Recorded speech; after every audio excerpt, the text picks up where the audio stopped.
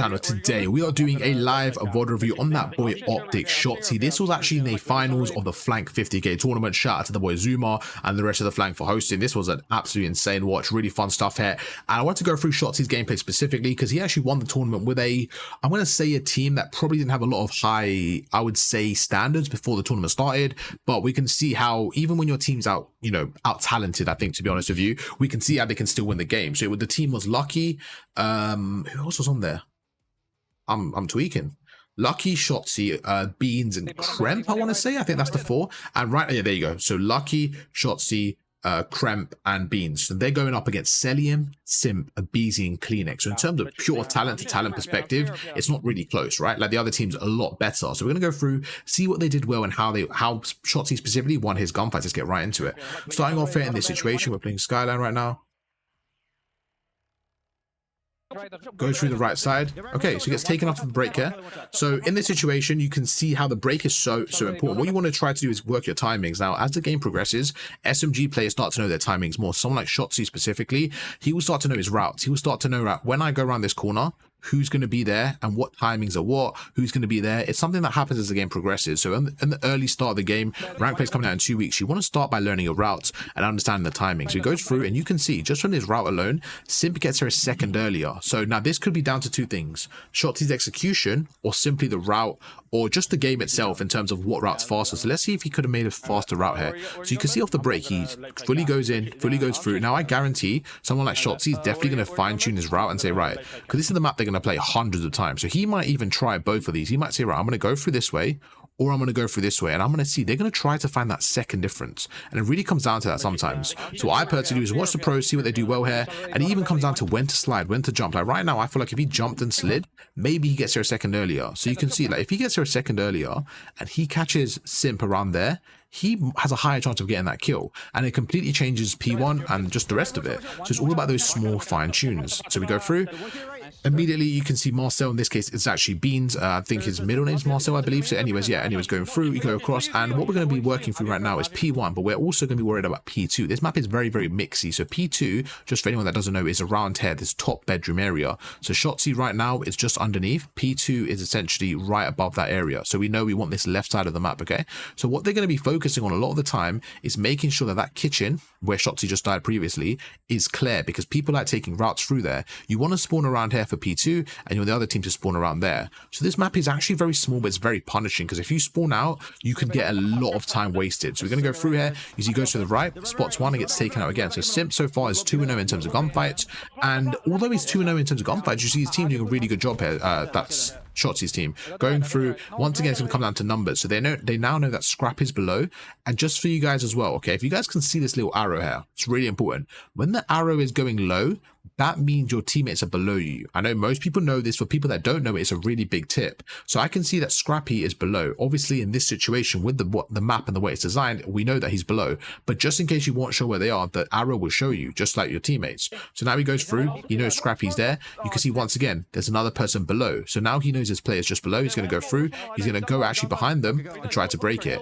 Now, what you have to be careful of there is when you're pushing through, just making sure you're not opening up too much of a gap so your teammates to spawn out. So what we can do here is, how do we know where our teammates are spawning? Okay, first of all, we want to identify the spawn points. So if we go back to attack maps, every single hardpoint's got a spawn point. We know roughly that the spawn point here is there. This is what we'll call the good spawn for P1 and P2, or for P2 specifically, and we'll call this the bad spawn, just because it's on the other side of P2. We don't really want to spawn here, okay? So this is roughly the spawn. Now, when we go through, what we're going to do is we're going to look at a few things here. There's two elements that tell you where your teammates spawn. Really important. One is the kill feed. So we now know Kremp and Marcel are dead. So Beans and Kremp are going to spawn up. So what we're going to do is we're going to look at the kill feed and wait for those dots to appear. So let's look at this together. Let's wait for it to appear. So if we look and look and look, okay, so he dies as well at the same time, so he's not able to see it. But if we wait for a second, you see a Kremp spawns here. In my head now, if I'm Shotzzy, I know, okay, Kremp just died.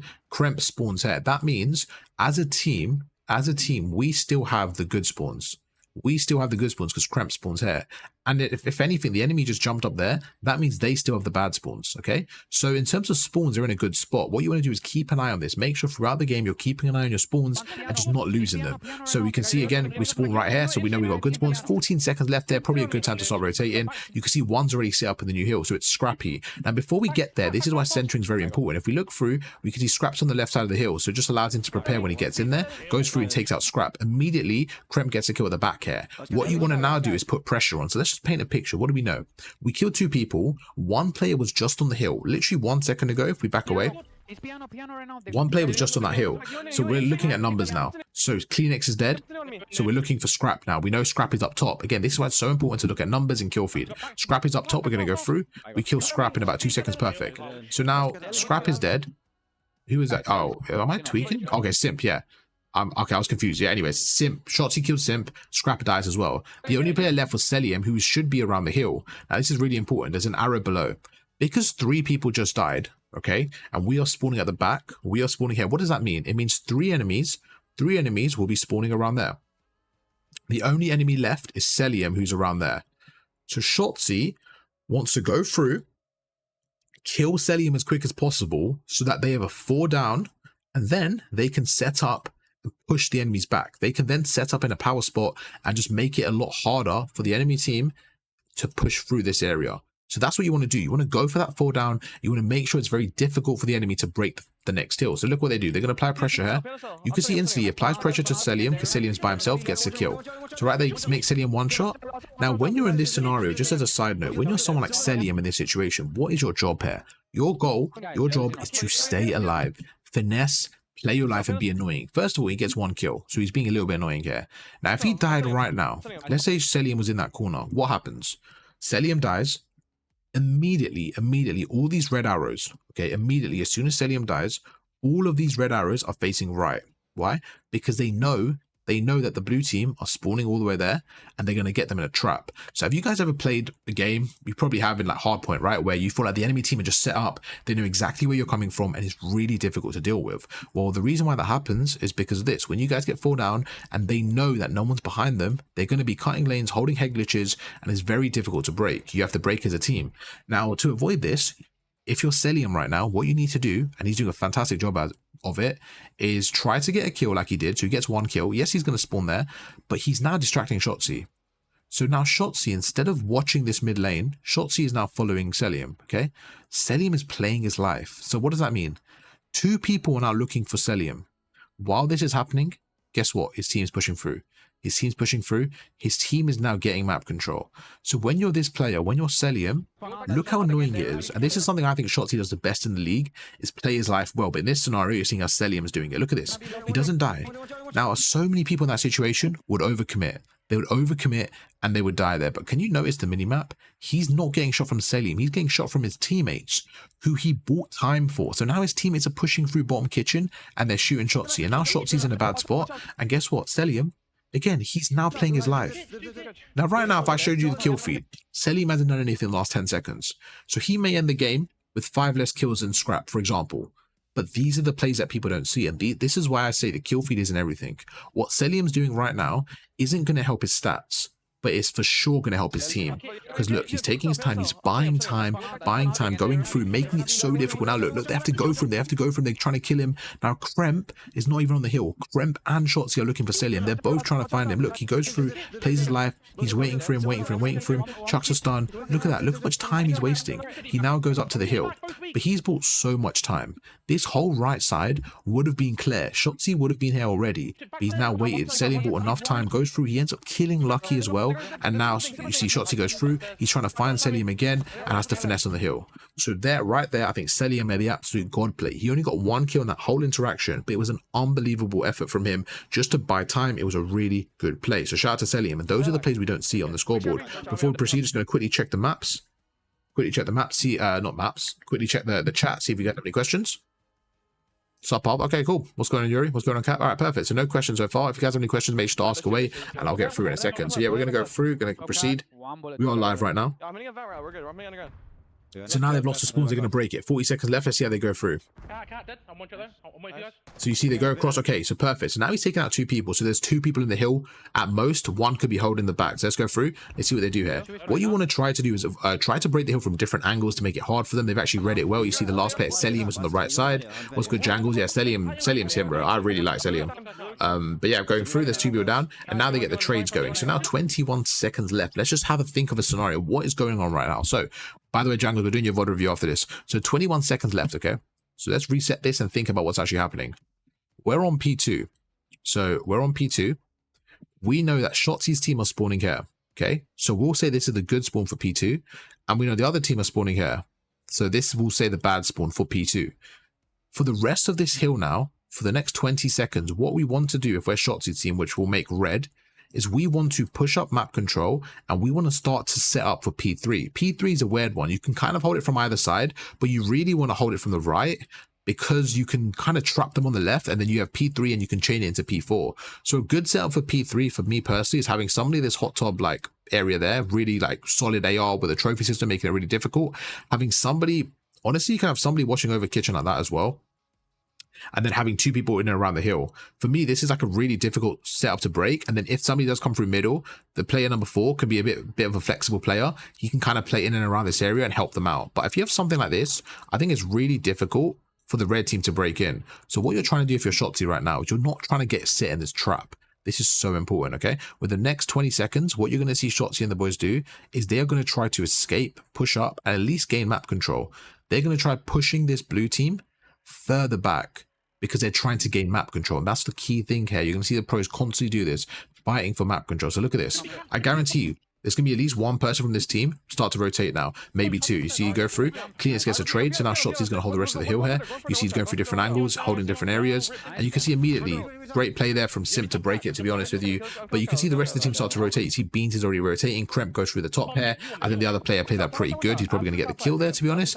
Now, this is interesting. Why did he switch classes? So, yes, he's primarily a sub player, but this is really important. When you have scenarios where certain hills are more AR dependent or sub dependent, it's really good to adapt as a team and switch your role because it just allows you to set up in a better position. So yes, instead of him being stubborn and saying, I'm going to stay as an AR, as a sub, he gets an AR and plays his role differently. It's just really important to be able to adapt. Let's say one hill needs 3 ARs, make sure your flex player or your second sub is switching to an AR. It's just really good to have that, just that kind of consistent flexibility makes it really, really good to use in the game. So you go through, let's see what Selim did here, because this was pretty crazy. This is pretty crazy. Goes through. Once again, he's standing right there, and look at this, like, just plays his life well, does a little one pump and fries him. So if you really try to improve as an AR player, I would recommend watching Selim. I think he's the best player in the league at playing his life. I think we saw it a few times. He's the best at playing his life. Going through, 3 down, fantastic shots there to Kleenex. Now, something I always speak about, okay, is not necessarily getting the kill, but putting pressure on the opponent. Look at this for a second. Kleenex is one shot. Kleenex is one shot. Now, I think one thing you have to notice about the pros is they're not really that kill hungry. Most of the good ones, they're not like, oh, I have to get every kill, I have to get every kill. Look at this, for example. Kleenex is one shot. Now, he's not going to push this team for the next 15 seconds because he's so weak. So Shotzzy knows, even if he leaves Kleenex now, he can hold middle. Look at that, he's holding middle. He doesn't really need to worry about Kleenex. Kleenex can't physically push. Now, because his team has a time, he's buying time. You're just buying time and stuff like that, okay? So now he's going through. Now, look, just like I mentioned earlier, you want to sit in this hot tub area. You want to sit in this hot tub area because it's the best area to sit, okay? So now he goes through, he's got the whole cross through middle. And in terms of a setup now, with 40 seconds left, they have a really good setup. So what I recommended, and what I said an ideal setup is from the blue side. But what you're actually seeing is for the next wave of kills now, they're actually holding it from the red side. They're actually holding it from an area from here. So he's going to go through, and now you can see, right? Shotzzy's got this crosshair. You've got 3 people in and around the hill. Just makes it really difficult for them to break it now. And this is what I mean by adapting to the situation. I still think that the blue side has a better side, but you can see how the red side are holding it. Shotzzy now has a whole of middle. They have 3 people there. If Shotzzy calls someone middle, guess what? One of these players adapts, goes through, gets the kill there. And this is why I think it's just about being able to adapt. With 35 seconds left here, they could go for 1 more wave of kills, maybe 2, and then start to process around and flip the spawns, because they still have a lot of time for P3. So let's play it out. Goes through. So we look at the kill feed now. Kill feed's everything right now. Look at that. I think that's a really, I would say kind of I think that was quite a dangerous play from Shotzzy. Kind of, I don't know how to describe this, but I think that was a bit of a dangerous play, because if Kremp just looks over his shoulder, sorry, if Simp just looks over his shoulder there, he kills Shotzzy for free. They probably get control of the hill there. So I don't love that play from Shotzzy. I think he was a little bit overexposed, and I think honestly Simp kind of got tunnel vision there in my opinion. He just didn't check that area. I think Simp should have got that kill, and probably would have been a really difficult spot for them. But he goes through, gets a little bit fortunate there, goes across. Now you see he's going for a different angle, and again, just doing a really good job of just finessing. Now this is it. This is what I meant in the pinch. This is exactly what you want to see, okay? Look what we see now. This is where Shotzzy is so good, so valuable. Goes through, takes out the first player. He now knows, okay? He now knows the whole of the blue team. He killed Simp, so we know Simp spawned back there. He sees nothing else. He sees so much fighting going on there. He now knows the whole of the opposing team are in and around this area, okay? And this is where your route man, this is where your players take the timings and say, right, for 20 seconds left of the hill, I actually want the other spawns. With 25 seconds left, I want the spawns. Now, this is really important. If P4 was around there, okay, this was P4, for example, Shotzzy would not be pushing this area because his team have the good spawns. This is a very spawn-dependent play, what he's doing now. What he's doing now is saying, right, the enemy team is there. They're all going through the front. What I'm going to try and do is I'm actually going to go around. If I can pinch them and help my teammates and clear this hill here, what I can then do is I can then spawn them out there, the enemy team. On the bad side, we then have good spawns for P4. Does that make sense? So it's all about thinking ahead, saying, right, for 20 seconds left now, I can catch them off guard. We've got 2 kills. I can break it. So he goes through. Another thing, preempting the head glitch, okay? Just anticipating this. He knows somebody might be holding the pinch here. So what do you do in this scenario? You expect, right, where do I expect them to be? So right now, if I'm playing like this, what I personally would do, I might not have the shot of Shotzzy or the execution, but I would expect somebody to be holding it from this head glitch. So as I'm going around there, I'll be preempting the head glitch. I'll be preempting the head glitch. I'll be sliding just as Shotzzy's doing. Maybe not as clean, but I'll be making sure that I'm ready for that. So you see, he goes through, takes out Simp. Now he goes for the pinch. Now with 20 seconds, he's taking his time. He ends up getting traded by Celium there. Now, unfortunately, his teammates also lost their fights. But this was very, very kill dependent. If Beans and Kremp won their fights, this is a completely different scenario. If this was flipped, Shotzzy is now waiting for his teammates. Celium's by himself. They get the kill, they trade the spawns. So this is why it's very important that you can make the right play, but if your teams aren't getting the kills, this is what happens. You see now his team doesn't get the kills. They're now on the bad spawn. So what Shotzzy wanted, he wanted his opponents to spawn here. This exact spot we mentioned, he wanted his opponents to spawn right there. So it's very important to make sure you work together, get those teams, get those comms flowing as well, and just make sure you're buying time for each other. So right now, if I was to go back in this moment, and I'm sure I was in their comms and stuff like that, and I said, right, what do you guys actually want to do here? What Shotzzy would probably say is, I kind of want Beans and Kremp to hold their angles and just secure those kills, because if they secure those kills, I can pinch it, we can just get a clean 4 down. That's kind of best case scenario, and that's why sometimes you see teams like Fades, Optic, and Thieves, right?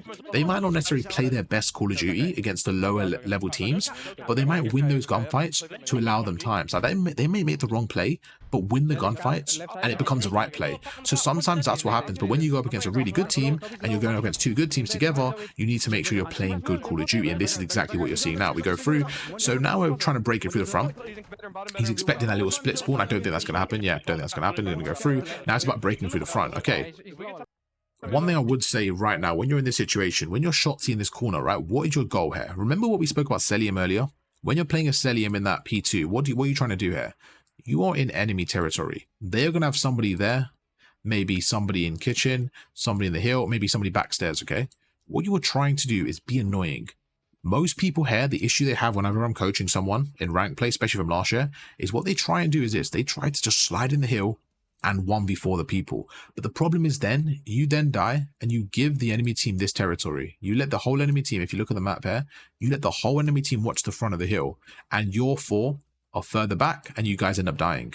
This is where you need to be patient. So Bo's in the chat. Someone like Bo, if he's in this situation, I would expect him to say, right, my team is spawning out. Okay, cool. I'm going to take my time. If I can get 1 kill and then hide here, that is perfect. The game's all the way up to 250. You don't have to get this time right now, but if you can stop them from getting it, it's perfect. Let's see what he does there. Let's see how he plays this. So he goes through, and I think this is a really bad play. In my opinion, I don't think that's a good play at all, because he's by himself there. He goes through, he's taking a risky gunfight, and now he loses it. In my opinion, it's a really bad play, because now he's going to spawn all the way out, and you can see his teammates aren't there. I just think it's a really, really risky play. And now look, now they're spawning at the back. And this is where it's so important. Now that Shotzzy's spawning at the back, look what happens now. The red team are now here. The red team are now spawning there. The whole of the blue team, they now know they have the whole area free. They can have somebody up top there. They can have somebody in kitchen. They can have somebody there. It's very, very difficult now for Shotzzy and the boys to break it. They now have to rely on getting those kills. Now, the play, if it worked, obviously it's a high-risk, high-reward. It's kind of like it's basically high-risk, high-reward play that he did there. It didn't work there. Now you can see, for me personally, this is very difficult to break now. Really difficult. But I want you to understand why it's difficult. It's because of that depth there. I personally think Shotzzy should have played his life, maybe waited for his teammate to push up a little bit and go for a little pinch, trade effectively. But now look, now you have to go through a very difficult area. Like, it's basically impossible in my opinion. He goes across, look at this, like Selim's gonna kill him. First of all, like we mentioned, Selim's the best at playing his life, so you want Selim on those island headies. Like right now, look at this, Selim goes through, he one pumps it, fries him, takes him out. But I don't think they're going to break this hill now. You can see they go across, and look how hard it is. Even a team as good as Shotzzy and, you know, the pros and stuff like that, you can just see how difficult it is. They're going through.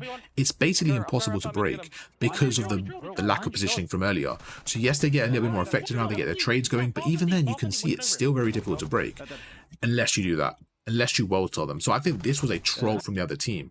I think a few things that was trolly here. Right now, from the other team, I think Scrap is right there.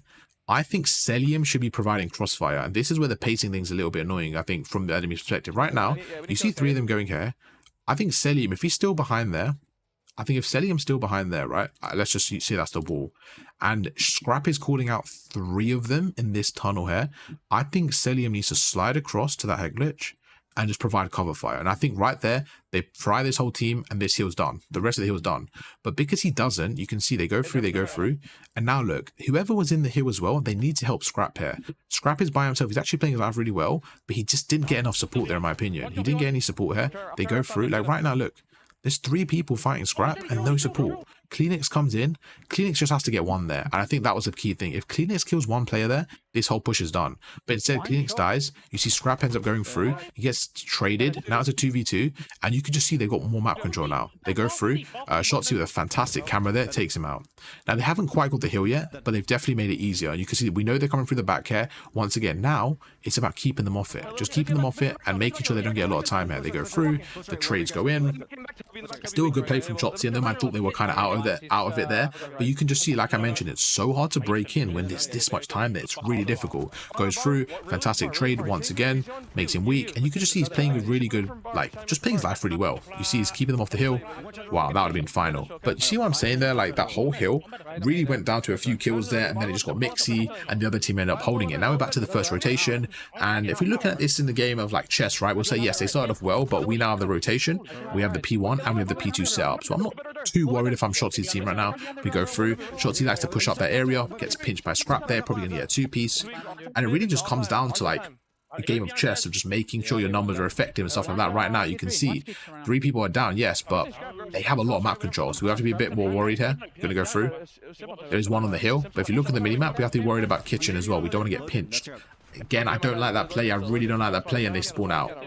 So I just don't like that play at all. I think it was very much, I think he does have that in his game sometimes. Now again, I'm not saying I'm sitting here criticizing Shotzzy. He's my favorite player in the league, but plays like this personally, I don't think they're worth it. I think they come off less than you want them to. Like, just going through like that and having someone in the right and there's crossfire, and now you're kind of dead. You just lose the whole push. Now you spawn out as well, and you put yourself in a really bad position. You see, you go through, now you spawn out. 20 seconds left. They've also got P2 rotation. It just gets a little bit mixy. So we're going to go through here. You see, he does a good job of going across, but like I said, now they know where you're coming from. It's going to get really difficult. So P2, let's see what they do here, because they end up winning this game. So I'm curious to see when they break it. Okay, this is the skill gap, and this is something I want to talk about. I mentioned it earlier, but when you're in this situation, so when you're, let's just say you're holding P2, okay, you have your certain lanes, you have your certain cuts. The skill gap in Selim was playing his life, right? There is one more skill gap. But let me see. So I've been watching ages. What's good, Yals? I'll just make sure there's no question. If there is, I'll kind of go through them. Hey, Jangles with that sub, man. I appreciate that, Jangles. Thank you so much, man. That's absolute goat right there. Okay, cool. Let's keep going through. So no question. So right now, if you're Shotzzy, you're thinking, right, I know the opponent. They know we're coming through the front. Let me try taking a route. And this is why the maps, they're not really made for these routes. However, Skyland has this one right here. And you're going to see how an SMG player takes it. So let's see what he does here. So instantly he gets red. And honestly, probably should die here. Wow. Like, just playing his life there was crazy. I think that was a really big troll from Zelium, but just going through. So one thing in this situation is if you find someone here, you actually want to get right underneath them because they can't look down. Like, you can't look directly down. It's a little bit harder for them. So just great play from Shotzzy that you see goes through, goes right underneath them, and look how difficult that was. Great play from Shotzzy. Backs away, just like I mentioned earlier. Remember when I said Shotzzy's the best at playing his life? He's buying time for his team. They know he's underneath. He's not just pushing up, going up the tunnel. Look at his health. He's so weak. So he's taking his time, waiting for them now, waiting for his teammates to push through. And when he finds the opening, you see he's waiting for his teammates. As soon as he finds that opening, then he goes. And that's what he does so well. Look, he's going with his teammate now, Kremp, they go together, gets the trades. Now that was really good play from Shotzzy. He didn't go himself, he waited together, and I thought it was a really good, really efficient way of playing. Gonna go through here, gonna get taken out. We can forward this a little bit, and we can go, like, I feel like we went through quite a lot now, so we can kind of just see when anything drastic changes, but that's gonna be most of it in terms of like Shotzzy, just the way he plays. You can see how he's finessing. I think that's what he does really good. What we just saw there is when he gets a kill, the way he repositions, I think is just so underrated. The way he is, I think people say movement, yes, his movement's like so clean, but for me it's not just movement, it's the way he positions himself. Like, there's so many little off angles and credits. Like, he's such a good smart POV to watch. If you're trying to like learn how to finesse and be annoying and smart with your movement, I think that's what you do. In terms of AR positioning, I think Scrap is hit the nail on the head with that position. That hot tub is so hard to break. Let's see what they do, because they do end up winning the game, and I don't know how, because they're not in a good spot right now. Again, they're going through a popular cut. You're just going to die every time there. You're going through a popular cut. Wow, fair play to Kremp there. I don't know how he does that. I don't know how he broke that. I do think this other team choked, man. Like, that's such a big choke, bro. Like, right there. Bro, how are you losing this? Like, how are you losing this? If you're Simp, you're in the heady and you have one more on the right, you cannot die there. You just can't get killed by Kremp there. Bro, I think MC needs to do better there a little bit. They go through, they end up getting the trades. Fair enough, man. Fair enough. They end up winning those gunfights. That was huge. That was huge. For me, that was low-key the game right there. If they lose that wave of kills, you're down 60, 70 points. But now it's only 20. That's huge. You see they go in, it's getting a bit mixy. It's just really mixy right now, to be honest. But let's see what happens with the next hill. Only down by 25, so you see they kept it kind of close. The kills go in. So now, once again, you're trying to make a break here. So you see he's going to the top here. He's trying to pinch them. And again, trying to find that gap. So look what he does. Look how he... Oh, unlucky there from Shotzzy. I think they low-key get spawns there. Nah, they don't. Okay. They're just applying a lot of pressure, man. They're just applying so much pressure. It's what we spoke about earlier. Like, look at the difference in setup now.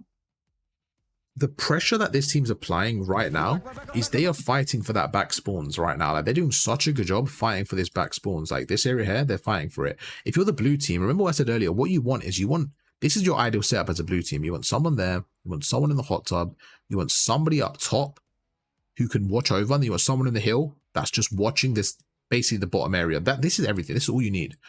Now, what you want to do is you want to funnel the red team through. You just want to funnel the red team through and say, right, where are they going to go through? Like, you want to funnel them through the right or the left, whatever you want to do. You just want to funnel them in and make it difficult for them to do anything. You kind of want the red team to be like stagnant here, and then you want crossfires. You want crossfires there, you want crossfires there, crossfires there. That's what you want as a blue team. But what we're actually seeing is this. We're seeing the blue team kind of retreating here. You see there's two people at the back, there's one in the hill. They have no map control. They're like playing very, very tight with each other, like something like this. And the red team's able to just go through. They're able to break through different areas, able to go like this and that. And then what you're seeing is they're collapsing. And when they're collapsing on, you're going to get caught off guard. And that's exactly what you're seeing here. Okay, let's go through it again. So look at this. Like, Shotzzy gets one. There's two of them. There's two of them in there. They're trapped in there. They go through. But now look, like, Shotzi's going through this right hand side. Do you remember earlier? This is so important.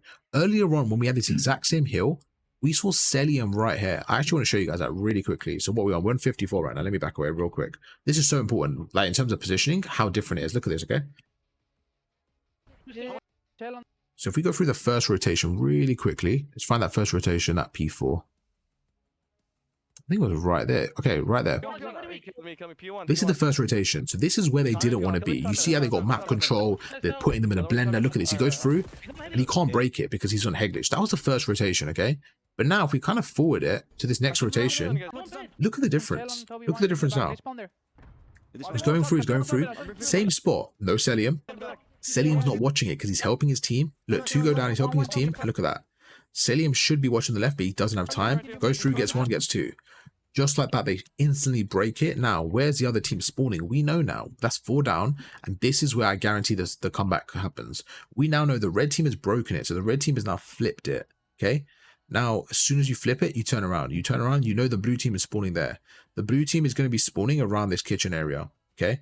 So now, let's see how they hold it. There's still 50 seconds left. So immediately, what does he do? He turns around. Look at that. He chucks a stun. He turns around. He's holding this area. He's going to just make sure no one's flanking him. Another thing I notice is he's checking both angles. When I'm coaching people, sometimes they play with one angle only. I like what he's doing. He's going between 2 angles, making sure no one's pushing it. He's holding this top. Look at that. He takes the gunfight. 2 Kleenex. Gets the kill. Really good stuff there. Goes through. 3 go down. Perfect. Now 3 go down. They put more pressure on. Gets the 4th. There you go. And now look. Now it's literally that whole point's over. The game's even. Plays his life well. And he's just finessing. Look at this. He's so hard to play against. You don't know what corner he's at, stuff like that. Look at the minimap. They're all coming from the front. I would personally watch the left here, but his teammate spawns there, so it's fine. And again, they do a really good job there, and the enemy team just break.